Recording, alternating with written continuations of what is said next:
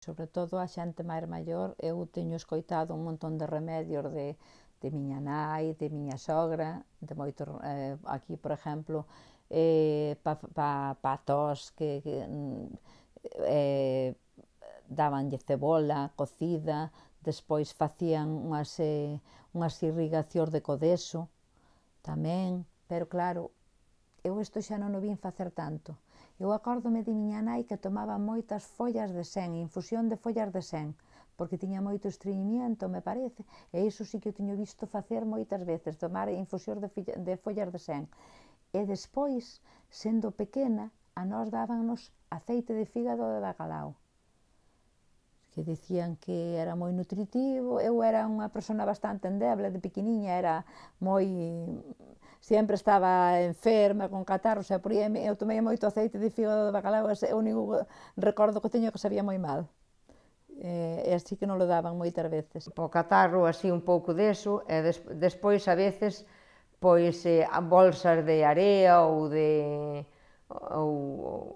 eu que sei, agora mesmo non me recordo moito, pero a veces tamén cando tiñamos moita tos, pois con aguardiente, fregábanos a barriga ou a espalda, sobre todo era a espalda, e unhas fregas e botábanche aguardiente, ou alcohol, claro, pero aguardiente que era o que había na casa, se o había, pero despois eu que sei, así... Eu acórdome que dunha vez tuve un dolor tan grande de muelas, tan grande, e era rapazoula, e con orinas, para calmar o dolor, con unhas gotas de orinas ali.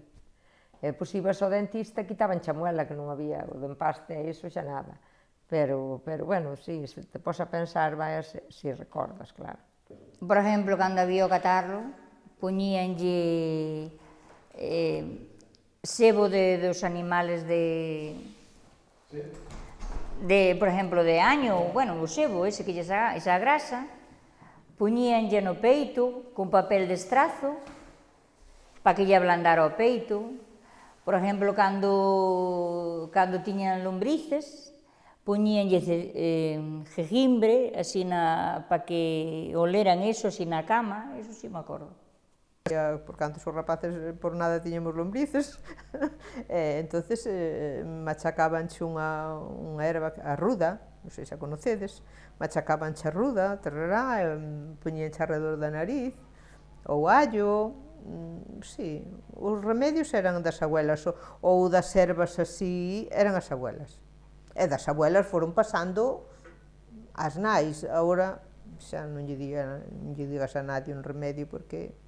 Pois neste momento a erva luisa, por exemplo, era digestiva, duíache a barriga ou duíache o estómago, dabanche unha erva luisa, ou pro catarro, por exemplo, ao mellor o eucalipto, dabanche a respirar o eucalipto, facemos unhos fumazos de eucalipto, pino e romero, cando tiñas así a nariz moi atascada. Que agora co coronavirus creo que iso é moi contraproducente. As pezoñas, para a pezoña había unha señora aquí nun pueblo de abaixo que che bendicía. Eu, concretamente, bueno, tuve unha, fun a Goiás, pero o que comentaban era borralla de allo, ou sea, da rama de allo, queimaban a rama do allo seco, entonces poñíancho para que cicatrizaba, e máis as chamábamos amoras, o que queda das rosas de sabugueiro, das rosas de San Juan, que despois quedan así en color viño, pois eso tamén, o sea, deixábano macerar, e tamén era bo para todas as fridas. Mira, nós ali non é que aprendéramos moito deso, porque ali había unha curandeira. Non sei se tedes oído falar dela. Entonces, pois claro, ali todo o mundo iba onda ela. Calquer cousiña que tuveses, todo o mundo iba onda ela.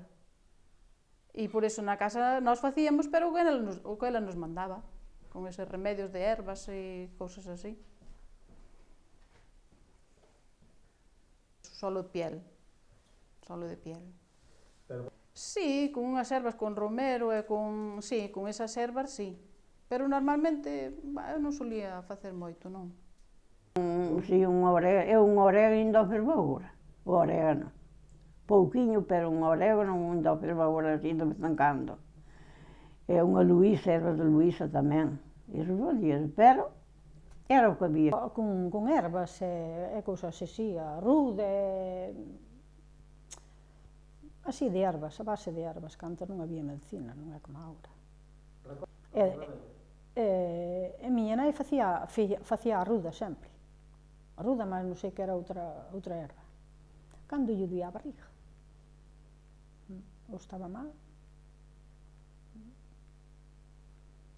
Mel con leite, gromos de pino fervidos e tomar esa auga con mel, os gromiños esos de pino, fervíanse. Eu teño tomado eso.